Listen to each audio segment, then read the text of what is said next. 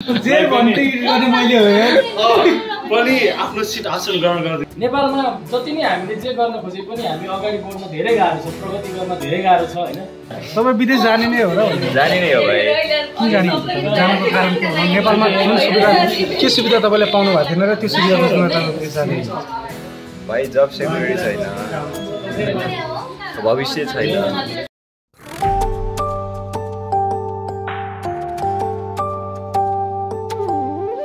guys, welcome to this vlog हैन। नमस्ते सबैजनालाई। After long time I am back in an swim vlog.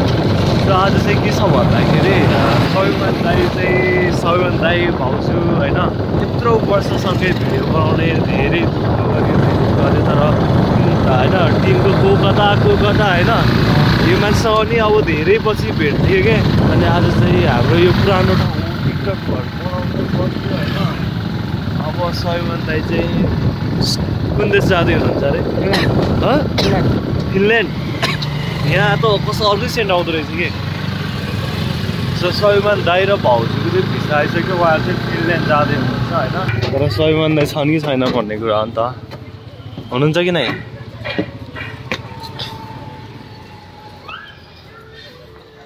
So एकदमै यादगार पलहरू छन् यहाँ।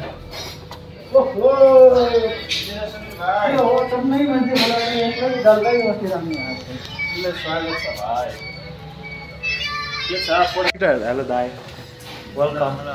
आफ्टर लङ टाइम भाइ के हो यस्तो तपाईँ हामी जस्तो नेपालमै बस्ने डिमोटिभ गर्ने तपाईँ अस्तिसम्म नेपालमै बस्नुपर्छ, नेपालमै गर्नुपर्छ, मरेको नेपालमै बाँच्नुपर्छ, मरे पनि नेपाललाई राख्नुपर्छ होइन।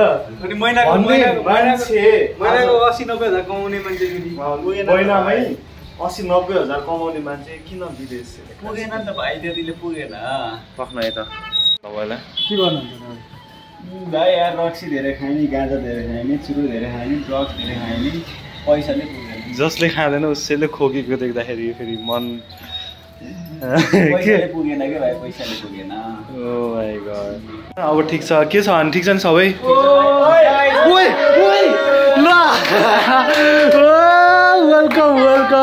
Welcome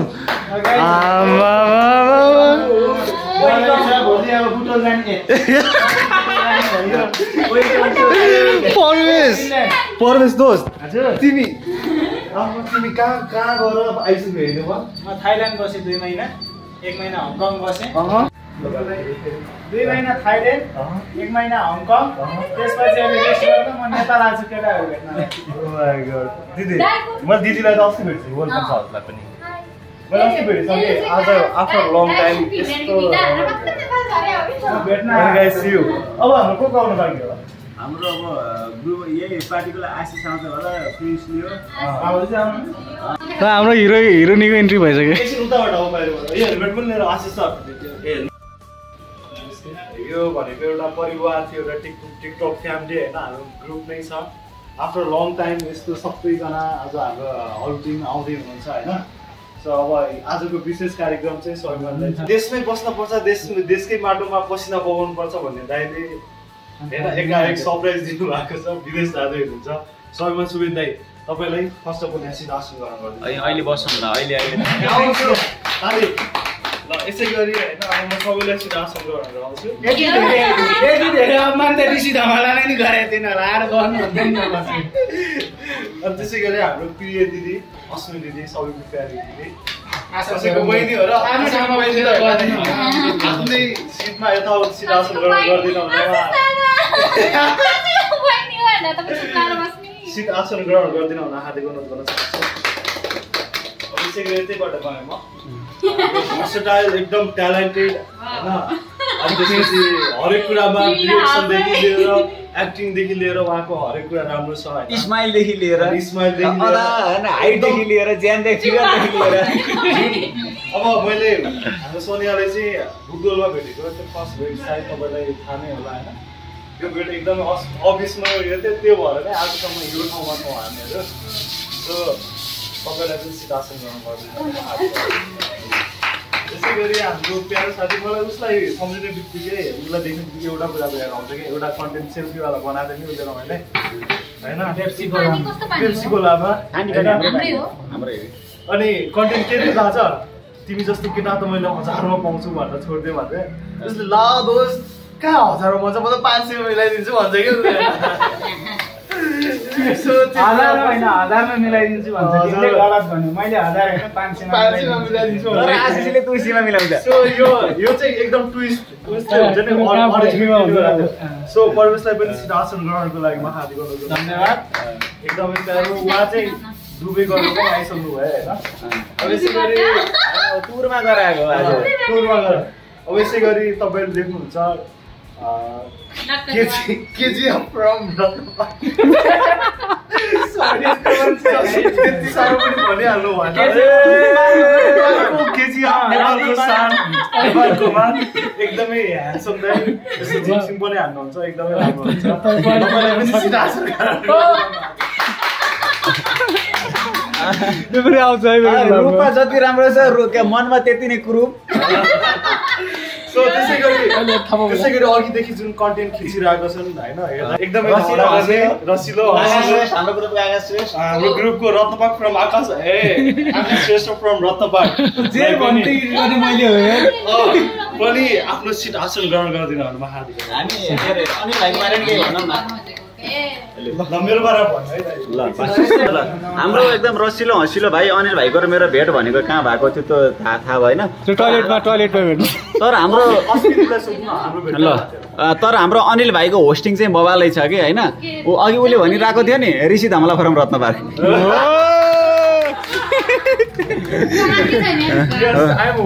host from Ratnapark ghost from bus park जहाँबाट भन्नु होइन सो आशिष केही थप यार तिम्रो दलाल गर्दै गर्दा भेटे हैन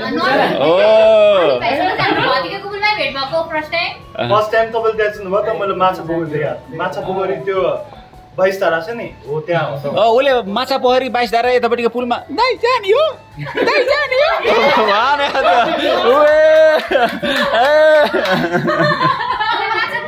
अनि सय मान्छे त्यति बेला के थाहा छ नै मसँग भन्दै थियो होइन हामी यतितिर बस्छौँ त म मनमै छु बस्दै तपाईँ बस्नुहुन्छ जाने हो त्यही हो मैले के भने के अरे मैले चाहिँ उसले चाहिँ जाने भन्यो मैले चाहिँ होइन मसँग आउनु भने आशीले चाहिँ होइन तिनीहरूले भन्दा रोमान्स म दिन्छु भने आफ्टर लङ टाइम जस दाइ अब एकछिन आफ्ना 2 शब्द राखिदिनु हुन म प्रवेशलाई नेपाल प्रवेश पार्टीका केन्द्रीय अध्यक्ष प्रवेश अनि बेरोजगार महासङ्घका पनि अध्यक्ष महासङ्घका पनि अध्यक्षलाई म स्टेजमा आफ्ना 2 शब्द यस भान्जीमा उपस्थित हुनुभएका मेरो आदरणीय दिदी दाइ र मेरो साथीहरुको तर्फबाट नमस्कार आज हामी विशेष गरी लामो समयदेखि छोटो मिठो भेटघाट गर्दै म्युजिक भिडियो तथा कन्टेन्ट भिडियोहरू बनाउँदै यहाँसम्म आइपुग्दै गर्दाखेरि यसै क्रममा हाम्रो लिडर ग्रुपको दाइ सयमान चाहिँ अब पर्सि बिदा हुँदैछन् नेपालबाट र त्यही छोटो केही याद राखौँ भनेर हामी यहाँ उपस्थित भएका छौँ भन्दै मेरो 2 शब्द चाहिँ यही टोक्छु धन्यवाद thank you so much Parvesh sir हैन सबैले आफ्ना छोटा तीता मिठा शब्द राखेर जानुभयो अब यसै गरी के अरे स्वस्तिक के अरे साथी भनेको यो ग्रुप मात्र हो ओ नाइस बाहिर फेरि जति जति के गर्न आइस भने सिरियस हो यार सोनियाले केटी मान्छे साथी नै छैन त के गरौँ त नि भाइ केटी मान्छे झुट उसको केटी साथी छैन अनिल त हो त आशिष सर है यो अलिक केटी हो नि अनि बोल्दै बोल्दैन आज पनि ए अरु भेट्यो नि त म केटा भइसके ए सरी म केटै थिएँ होइन माइन्ड नगर्नु होला उसले उत्सव रसाइलीको धेरै हेर्छ क्या ओके त्यस्तो होइन ठिक छ एकदमै रमाइलो आफ्नो लङ टाइम अनि त्यसपछि यसै गरी अब चाहिँ मैले भने नि केजिएफ होइन फ्रम नेपाल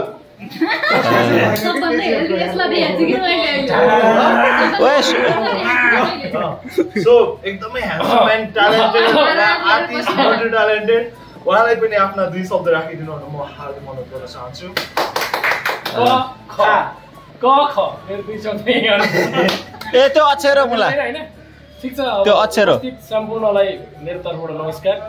हाम्रो यो विगत लामो समयको दौरानमा साथीभाइहरू जति भेटघाट भयो, कोही साथीहरू जिन्दगीको यात्रामा भेट्दै जान्छ भने कोही साथीहरू छुटिँदै जान्छ, यो एउटा प्रकृतिको नियम पनि हो। र खुसीको कुरा के छ भने हाम्रो ग्रुपबाट जुन एउटा स्वाभिमान सुवेदी हाम्रो मित्र वैदेशिक रोजगार भनौँ अथवा धेरै पैसा कमाउने जे भनौँ पछाडिबाट विदेशतिरको एउटा यात्रामा लागिरहनु भएको छ। खुसीको कुरा उहाँ आफ्नो प्रगतिको लागि देश छोडेर बाहिरिनु हुँदैछ। दुःखको कुरा अब हामी सबैलाई छोडेर केही समयको लागि जाँदै हुन्छ, त्यसमा दुःख पनि लाग्छ। र हामीले खुसी के विषयमा खुसी हुनुपर्छ भने नेपालमा जति नै हामीले जे गर्न खोजे पनि हामी अगाडि बढ्न धेरै गाह्रो छ, प्रगति गर्न धेरै गाह्रो छ होइन।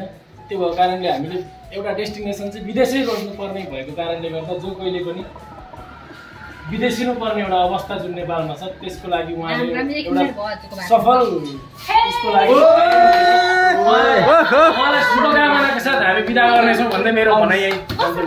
अनि अर्को कुरा चाहिँ हामीलाई के दुःख लागेको छ भने नेपाललाई चाहिँ लोड सेडिङमा पारेर आफ्नो भविष्य उज्यालो पार्न